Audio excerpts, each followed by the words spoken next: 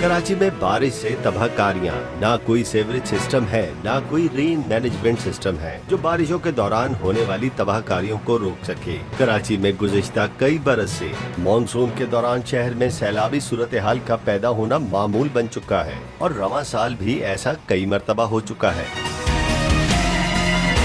लेकिन मजाल है कि हुकूमत की तरफ से कोई बाकायदा रेन मैनेजमेंट और सीवरेज सिस्टम बनाया जाए जो कि कराची के शहरियों की बारिश के दौरान मुश्किलात को रोक सके। दुनिया भर में अगर किसी चीज की पेशगी इतला मिलती है तो इसके हल के लिए पहले से ही इक़दामात कर दिए जाते हैं ताकि इसके नुकसानात से बच सकें। लेकिन हम पाकिस्तानियों का अलमिया ये है कि हम पहले मुसीबत का इंतजार करते हैं, फिर इसके बाद इसकी तबाही पर रोते हैं।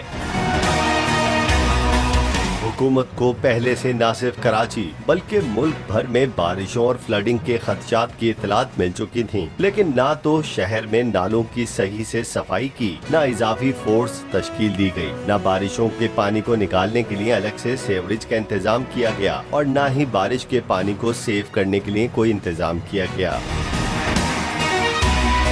हुकूमत की तरफ से अगर कोई पेशगी इक़दाम किया जाता है तो आम तातील करके अपनी जिम्मेदारी से जान जरूर छुड़ाई जाती है। कराची में अब भी हालिया बारिशों से पैदा सूरत हाल से ट्रैफिक की रवानी बुरी तरह मुतासिर है। घरों में पानी दाखिल हो गया, सड़कें तालाब का मंजर पेश करने लगी हैं। हुकूमत इंतजार कर रही है जब बारिश रुकेगी तो कुछ सोचा जाएगा पानी निकालने के लिए।